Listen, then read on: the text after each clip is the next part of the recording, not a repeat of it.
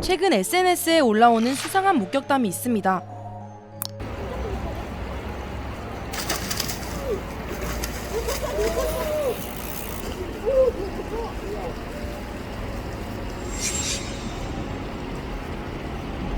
대박이다. 유선형 몸통에 용맹한 얼굴. 이 야생동물의 정체는 바로 수달인데요. 그런데도 놀라운 건 목격된 장소가 서울의 중심 한강입니다. 수달을 직접 보기 위해 수달 전문가와 함께 한강을 찾았는데요. 오늘 수달을 볼 수 있는 확률이 어느 정도 될까요? 많이 힘들 것 같습니다. 오늘 보는 거는 지금 사람도 많이 다니고 야행성이다 보니까. 대신 수달이 다녀간 흔적을 찾아볼 수는 있었는데요. 찾았네. 이게 뭐예요? 수달 배설물이요. 보면 이 안에 이렇게 가시 같은 거, 생선 뼈가 보이시죠? 수달은 주로 먹는 게 한 70~80%가 어류다 보니까 배설물은 생선 가시 뼈들이 그려 나옵니다. 22년도에 개체수 분석을 했을 때 15개체까지 확인했거든요. 지금은 2년이 지났으니까 아마 더 많이 늘어나지 않았을까라는 추정도 합니다. 그런데 생활인구 1000만이 넘는 서울 한복판에 멸종위기종인 수달이 산다리 믿기지 않잖아요. 수달은 언제부터 한강에 살게 된 걸까요? 고문헌에 수달로 이제 물고기도 잡았고 사육도 했고 막 이런 것들 기록은 있는데 한강 이제 서울이 이제 개발이 되면서부터 서울 구간에는 수달이 확인이 안 됐어요. 그러다가 2016년 3월달에 라이딩 하시는 분이 우연치 않게 영상을 찍어서 한 40년 가까이 만에 수달이 처음으로 확인됐죠. 16년도에. 수달이 들어왔다는 거는 수달이 수생태계 최상의 포식자이기 때문에 메뉴에서 먹이 조절을 하고 있기 때문에 그만큼 수질도 좋아졌고 수변 환경이나 이런 것들이 이제 많이 좋아져서 이제 생태계가 안정화됐다고 볼 수 있죠. 야생 수달을 한강에서 볼 수 있다는 건 정말 의미 있는 일입니다. 왜냐하면 옆나라 일본에서는 2012년에 야생 수달이 사실상 멸종됐거든요.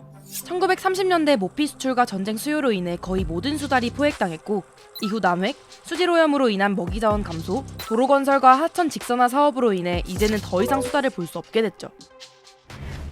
그런 의미에서 우리 주변에, 그것도 서울의 중심 한강에서 수달의 개체수가 늘어나고 있다는 건 굉장히 반가운 일입니다. 한강 생태계가 살아나고 있다는 의미니까요. 그런데 여러분, 서울에 수달 말고도 다양한 멸종위기에 처한 야생동물들이 살고 있다는 사실 알고 계셨나요? 서울에는 절벽위를 공중공중 뛰어다니는 멸종위기 1급 사냥도, 멸종위기 2급인 귀여운 담비도 살고 있습니다. 서울에 출현한 생물은 총 5천여 종. 이 중 새오리기, 삭, 참호박 뒤형벌 등 멸종위기 야생동물들은 총 50여 종, 황조롱이, 원앙 등 천연기념물 30여 종이 서울 곳곳에 살고 있죠. 서울은 우리나라에서 가장 많은 사람들이 밀집돼서 살아가는 도시이잖아요. 그러니까 서울은 생태 환경이 좋지 않을 거야 라고들 많이 생각을 하세요. 하지만 실제로 서울을 가만히 들여다보면 생각보다 서울의 자연환경이 다른 지역보다 나쁘지 않고 때로는 훨씬 더 양호한 환경을 가지고 있는 경우도 있습니다. 그렇다면 서울의 생태계는 어느 정도로 건강한 걸까요?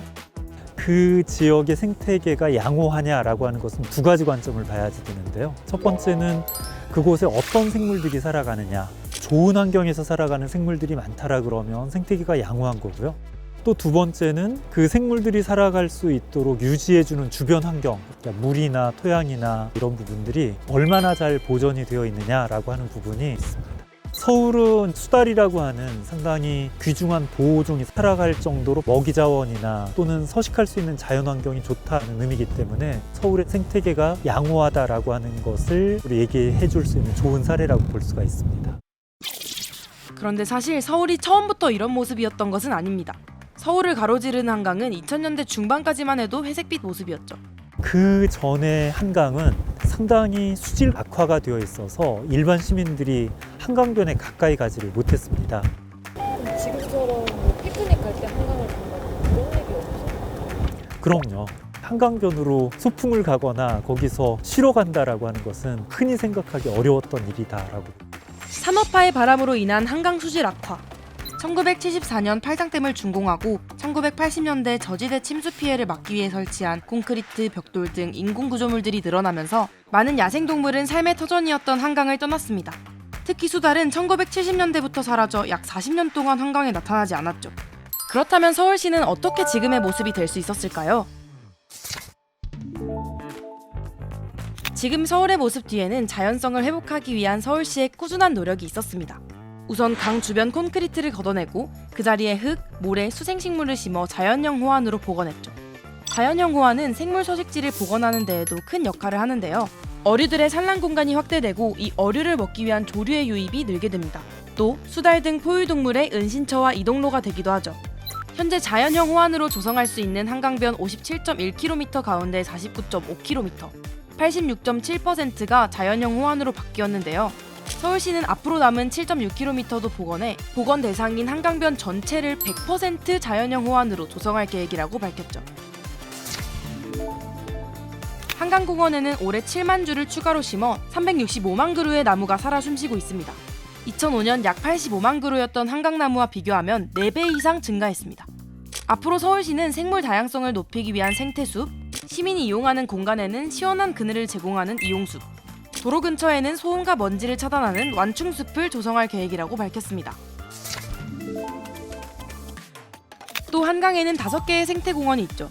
그 중에는 시간이 지나며 자연적으로 생태적 안정을 이룬 구역이 있는가 하면 시민 이용성이 생태성과 혼재돼 상호 간섭이 일어나거나 간헐적인 침수로 인해 생태적 안정성이 저해되는 구역도 생겨나고 있습니다.